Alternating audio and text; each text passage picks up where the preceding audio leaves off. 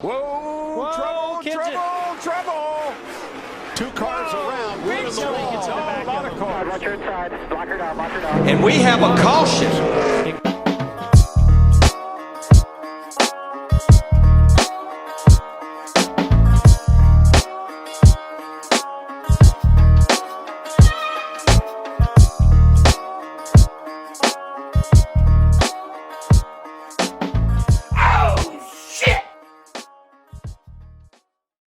Hello, it's Randy the Plumber here with another edition of the Cautions Out. Man, this show's getting popular. We got Jerry Jordan on here today. That's how popular this show's getting. This ain't just a regular Jerry Jordan from down the street. You know what I'm trying to tell you? I'm trying to tell y'all something you ain't listening. This is Jerry Jordan from Kickin The Tires. The Jerry Jordan, the original Jerry Jordan, the one that makes the name Jerry Jordan cool. That's who we got up in here today. So y'all ought to be real happy. What's been happening, Jerry? Not much. I'm in awe. I get to be on the show with you, man. This is like, so your claim to fame has come very quickly, and I'm very happy to be here with you. Well, I don't really know about the fame and all that. I'm just having fun. But a little birdie told me, just somebody tweeted in my little ear here, that you were at the racetrack at Darlington. You were actually at the racetrack in the middle of the action. So what's up with this? I was at the racetrack at Atlanta when they shut it down. I was in the parking lot talking to a crew guy, and they held their phone out, and they said, "Look at this. We ain't racing." And I got the email from NASCAR, tweeted it out, and somebody said, "You don't know what you're talking about. NASCAR hadn't said anything." I said, "I know what I'm talking about. It's been put out to the teams. They're not racing." I told NASCAR in the break, I will be at Darlington. They weren't going to let media at all go to Darlington. And I said, I will be at Darlington because this is a historic moment. This sport is restarting after this pandemic, and we need to document it. Well, finally, after some negotiations with the National Motorsport Press Association and the Associated Press, NASCAR agreed to let 4 people go to Darlington, 4 media members. I wasn't on the Cup selection group. I was on the Xfinity selection group, but I still went for Cup, sat outside, talked to fans, interviewed some of the drivers via phone that I knew. I have a drone. I put my drone, got FAA clearance, put my drone up in the air to get the haulers going into the track. It was a very surreal and personally kind of a moment that I've been in news my whole life and been doing this for 20 years in NASCAR too. But it reminded me of after 9/11 when people started coming back. Those fans that were out there, they knew they weren't going to see their race car, their favorite race car drivers. They were out there just to show the support in case a TV guy came by or a newspaper guy or an internet reporter like me and says, "Hey, we want them to know that there are fans out here and appreciate them getting the sport back on the track." And that was really cool to do. Man, it had to be awesome to be there, dude. I mean, it had to be really awkward, but it had to be awesome at the same moment because this is the sport we love. I mean, when me and you talk about our love for NASCAR, we don't just mean we like the sport. We love the sport. We eat, breathe, and think the sport. And for you to be there is awesome. This is my living. Kicking the Tires. I left my job as an editor of a newspaper and went full-time with Kickin The Tires in 2012. I had opened it up at the newspaper back in 2001, and we're doing our 20th year this year. Next year will be our 20th official anniversary. You know how that works with date, but we live off of it. I mean, this is what I do, and everything that I do in NASCAR helps other businesses that I have through the marketing and things of that nature. So yeah, I eat, breathe, live, sleep NASCAR, and I love it. Man, me too. So you're going back to 2001. Yeah. So I think your first Cup champion would have been Kurt Busch. Is that right? 2001, I believe, was. See, Kansas was 03. Dale Jarrett, I believe.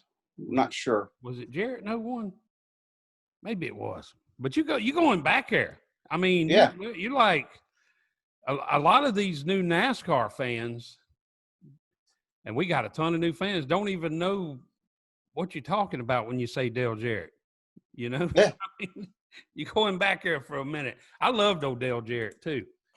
Man, I like I forget what year was that.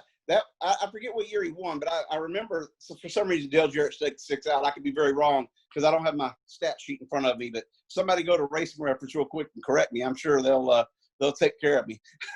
I'm gonna look it up because my old brain don't work that good no more. So I try to keep all this stuff in there. Yeah.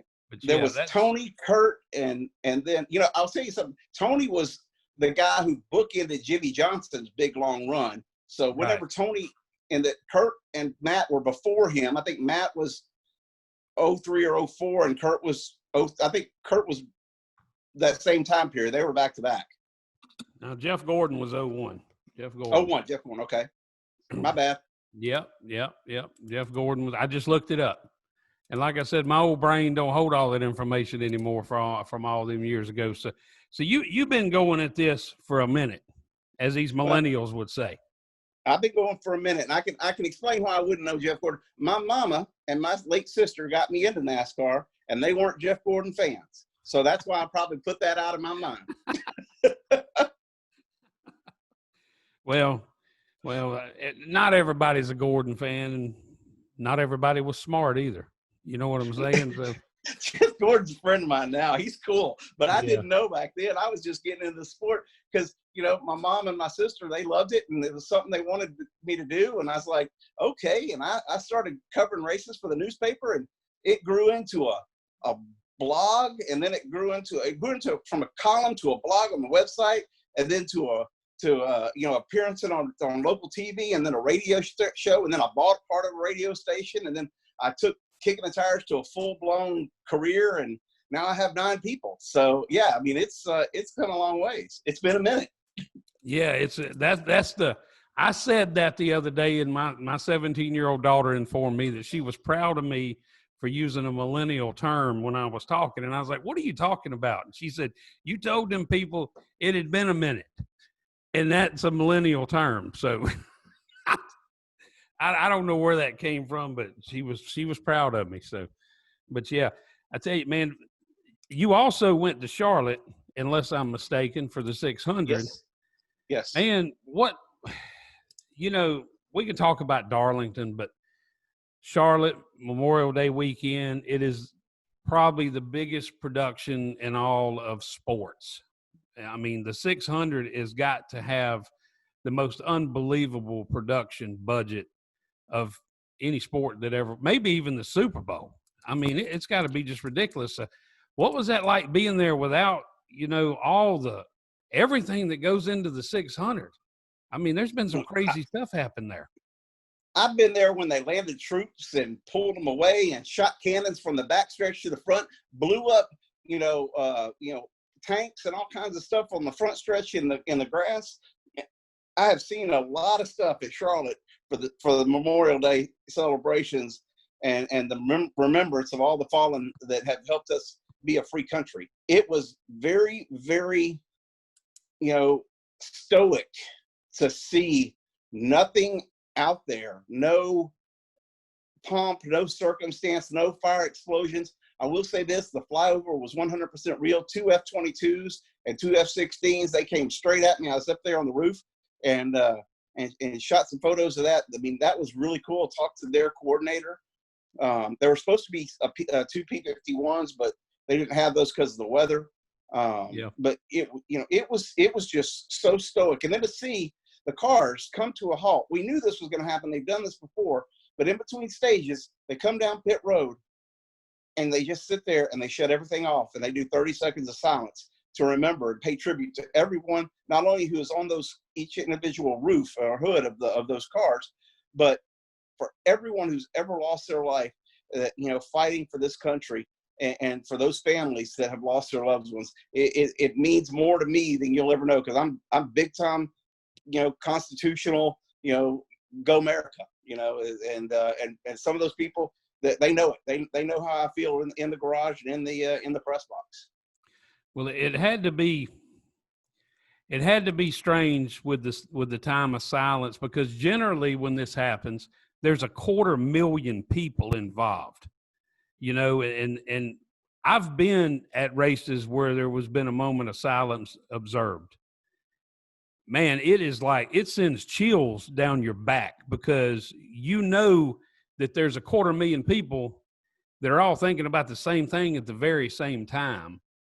And to have just a few hundred people there, it had to be just like totally different. I can guarantee you I believe the number NASCAR said was about 900 is what goes to the track right now. And it was, those 900 people were sitting there and, or standing there and paying tribute. You're right. 250,000 people on a normal Memorial Day, but ain't nothing normal in our sport right now. No, it ain't nothing normal in our lives right now. I mean, ain't nothing normal anywhere. The people are out on the beaches here in South Mississippi right now, but I mean, it looks pretty normal out there, but for NASCAR to be the only sport going right now, man, how cool. How cool. Did you ever think you would live to see this?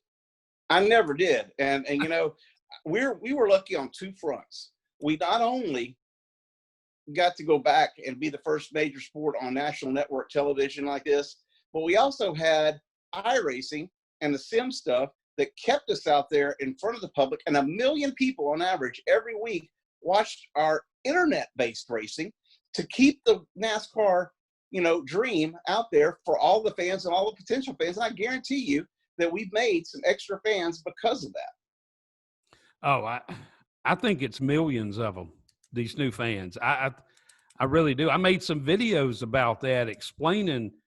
I made a news desk about that explaining exactly what I thought was going to happen as we were going back and being the only sport, and understanding the new fan, because this new breed of fan, they don't know anything right now. They're either Kyle Busch fans right now, Chase Elliott fans, or Kevin Harvick fans. I mean, that's pretty, maybe some Jimmie Johnson fans were gained because he had a hard time coming back, and then he got darn disqualified. So that's wow. I wanted to, I didn't say this after the race when I was tired, and it was about time, it's time to go to bed when all that stuff happened. But, Chad Canales was Jimmie Johnson's crew chief for a long time. And Chad Canales is the reason why a lot of the rules we have are in the rule book. And I'm wondering if somebody was using some of Chad's rules that NASCAR had caught on to a while back, and they didn't tell anybody. I'm not sure exactly what happened to Jimmy's car, but I love me some Chad Canales, and it seems like that's just like, darn, man, Jimmie got disqualified. That ain't the first time Jimmy's been popped for illegal parts. So I think that was kind of a tribute to Chad Canales in some way. Yeah, it could very well be. I mean, he's still in the organization. They're not very far away from each other. I mean, you reckon any of them other crew chiefs ever walk down to Chad Canales' box and ask him for advice during the race? I'm sure they do all the time. I would for sure. I would. I tell you what I'd like to do.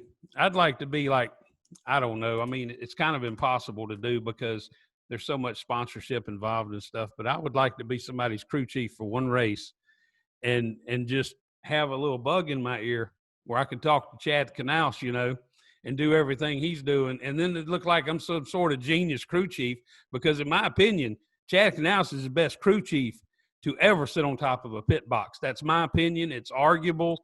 I know it is, but I think he's the best ever crew chief ever, period, hands down.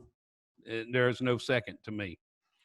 I have to agree with you on that one. So, those out there that don't know, just don't know. Yeah, and I'm not a Jimmie Johnson fan either. So, a lot of people say, oh, he must be Jimmie Johnson. No, I'm not a Jimmie Johnson fan. I'm a Chad Canales fan. The man's good. He's a genius. It's just that simple. But while you were at Charlotte, did you get a chance to talk to any of the drivers? How did the whole deal, how did that all go down when you were at the Cup race? Well, they've got the media separated. You come in, you go through security, and then you go through a medical checkpoint. They take your temperature and make sure they ask you questions if you've got any aches and pains or fevers and stuff like that. And I said, well, can you define aches and pains? Because I'm fat and out of shape. And they said, well, that's when we ask if there's any worse than usual. So so they liked that.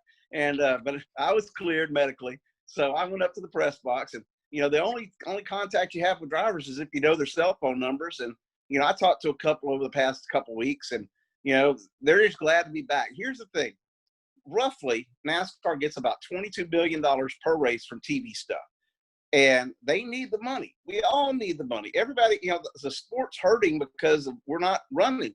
Drivers have different contract deals. Different sponsors pay at different times, and this shutdown has caused a lot of hurt in the sport, and we need that. We need to get back. We needed to get back racing, so that's why we're doing so much, and to show fans that we can make this happen. I'm telling you, this will be a precursor to midweek races, to weekends with one-off where you come in on one-day shows and cutting practice time down that we probably haven't needed in a long time. So there is some good that's coming out of this. But and the drivers are admitting that, hey, we need to get back on the track. We need to make this a good show for the fans. And they absolutely hate getting out of that car and no fans being in the stands. I imagine so, man. It's because the fans is what it's. This is the one sport that the fans built. I mean, if you take the fans out of the sport's going to be dried up in no time. We have to have the fans, and that's where it all started. It started bootlegging, but you had fans of bootleggers is what and everybody was a fan of a bootlegger back in the day. I mean, everybody loved a bootlegger. Everybody loved the moonshine. Everybody. I mean, you couldn't find anybody that would just absolutely object to people drinking moonshine. So everybody, but the bootleggers wound up with fans, and then it just went crazy. And then along come Petty and Earnhardt and Labonte and Wallace, and man, the thousands and thousands of memories that we could sit here and talk about that this sport is given. It's crazy to think where it come from, though. Fans of bootleggers. And I mean, it's just that simple. Well, like I said, my mom got me involved. I didn't care. My dad was a racer years ago, like before I was born years ago. And I could have gone and done some racing. My grandfather did it, local dirt track stuff, but I could have done it. I never was interested in it. I was interested in photography and stuff like that. And I just never got into it. Then, 20-something years ago, my mom said, hey, let's go to a race. I fell in love with it. It was like, boom, let's figure out how we can do this more and better and more often. And I figured out how to make a living off of it. Man, there's nothing like being at the racetrack. I don't see how people can live a full life without experiencing it at least, 100 times. I mean, it's addictive. It's like, I don't know. There's so much difference in tracks. I really enjoy going to Talladega. I love going to Bristol. I like going to Charlotte. I used to like Atlanta a lot back in the day when it was the last race of the year and it was cold. It was, sometimes it was freezing out there, but man, I love being at that last race. And when all that changed, I kind of stopped going to Atlanta, but I go back to Atlanta to the original oval. It wasn't a tri-oval back then. It was, right. It was just an oval track. And oh man, I just don't see how people can live a full life and never experience going to a track and camping. Well, you better be careful. You're going to end up giving up plumbing and become one of these traveling NASCAR beat reporters like we are. Well, I don't object to that now. I don't object to that at all. I mean, my love for NASCAR is like, I don't know, nothing else on this planet. I mean, when I saw the schedule come out and I saw May 17th, Darlington on a schedule, and I actually could hold this thing in my hand or look at it and it was real, I literally about shit myself. And I am not underestimating this situation at all. I had to break and run. Oh man, I was just, I don't know. You could have probably called me and said, hey man, it's NASA. We just wanted to let you know that you're on next month's mission to Mars. or something, you know, an astronaut's dream. And then I would have saw that schedule 10 minutes later, and I'd just been like, screw Mars. NASCAR's coming back, baby. I mean, my gosh, man, the off time it just about killed me. I'm not going to joke around, but it's great seeing them back at the track. I've got a second family, you know. My whole second best friends, all my good friends, everybody I'm close to is in NASCAR. And, you know, it's Kelly Crandall and Chris Knight, Jim Utter. These are reporters in the sport. Matt Weaver. We may argue and cuss and fight, but we're on a group chat every day talking about the sport, talking about each other, you know. And, you know, Chris Owens, all of us that are out there doing this, and then we all do it because we love it, because ain't nobody I ain't even getting rich on it, so ain't nobody getting rich on it. But, you know, I got 9 people total at Kickin that they love this sport. And you know what? 4 of the past people that have worked for me have gone on to get careers in the sport or start their own businesses or go to a marketing company because they came here. So it's been really cool. It's pretty awesome, man. You see, you're like nationwide. You're like the Xfinity series of media. It's a good place to start. That's not a bad, you know, perception. I like that. I'm the Xfinity series of media. I like that. Yeah, I'm just saying, you know, you're not Fox is the Cup series, okay, Fox and NBC, but you're the Xfinity series of media, and you've given people an opportunity to break into the sport just like Xfinity does. Okay. KickingTheTires.net, baby. We are the Xfinity series of NASCAR. I love that. Yeah, there you go. See, you can quote me on that. You're Xfinity series of NASCAR, and that's how I'll start introducing you from now. Here's the man. Here's the man with the plan. Here he is, Jarrett Jordan, the Xfinity series of NASCAR, baby. Of the media group. Yeah, absolutely. Absolutely. Of the media. Sure. Yeah, of the media. Yeah, I left that part out. I got excited. Hey, I've seen your videos. I know how excited you get. Yeah, it's all natural though. See, that's the thing is I don't add nothing. I don't take nothing away. I have no idea what I'm going to say when the camera rolls. And that's a big misconception. People send me messages. They say, how do you write these scripts? I said, I don't. And my wife will tell you that he has absolutely no idea what he's fixing to say. And I just simply look at it and I express my natural feelings toward whatever I'm seeing. Just like at Daytona, when I said Joey Logano was being an asshole. That is exactly what I felt at that very moment, you know, and that's all I do. It's nothing. I don't know. I'm probably a terrible actor. So you do a good job on your videos, man. They do get talked about in the media center. Really? Yes. In the media center at NASCAR? Yes. Well, you know, now I will say this. I was kind of pumped when I found out that I was coming on your show. I'm like, I'm going on Randy the Plumber's show. Now, somebody else is sitting, I'm not going to say who it was, but another person in the media, they got to go on the BBC. I feel like I got the better end of the deal. You got that right. You got that right. We're going to have a whole lot more fun than they're going to have. Well, I didn't know that it was being discussed. I hope there's good things being said in the media center. I hope they're not going, yeah. Look at this dumbass. They laughed their butts off at that. The Chase Briscoe Kyle Busch battle, I turned the phone around and showed my group of friends, and they busted out laughing. They loved it. Well, good. I'm glad people are enjoying it. I get a little quiver in my liver sometimes too. So, but yeah, well, man, it was great having you on. We got some more racing coming up. We got truck series. We got so many races. I don't know what to do with all these races. What do you think about that? 7 races in 11 days. I mean, here's another thing. Never thought I would have lived to see this. Oh yeah. I mean, and I've been at all of them except for last night and tonight's. I mean, I was on the road at Darlington for the whole week trying to get the races in for the rain. Left Darlington, went to Charlotte, covered the 600. And, you know, took Saturday off and kind of relaxed a little bit, and then drove back to Texas yesterday. I'll be here. There's a very good chance I'll be at the Talladega race. I'll definitely be at the Texas race. And, you know, we're going to be moving forward. I think NASCAR is going to open it up to some more media members at some point. And we're going to continue. We're going to go back full-time NASCAR racing, full-time NASCAR media coverage. And you can find all that. You know, obviously, that's what we do. is we tell the fans what's going on in the sport. Well, if they allow some more media at Talladega, I need you to use your lobbying skills that you have honed and get me a media pass at Talladega, baby, because I got to be there. I'll see if Russell can help me out and see what NASCAR says. We may be under some restrictions. We're not sure what they're going to do yet, but before it's over with, we'll get you to a track. Yeah, tell them when you're using your lobbying skills, say, look, this crazy fool is going to get out in the middle of the track and make videos, man, and make us all laugh. That's what he's going to do. We need him here. Just don't do it while the cars are out there. That's all. Do it after. I ain't trying to get run over. We're big targets.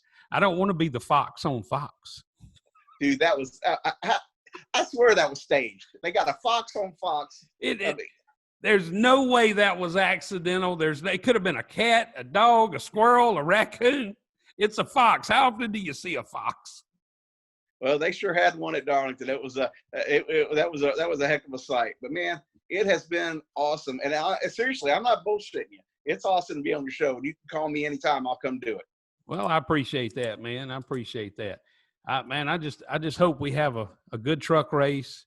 And I hope we need some good racing. The NASCAR needed the Kyle Busch, Chase Elliott feud going on right now. NASCAR needed that. It's good for the sport.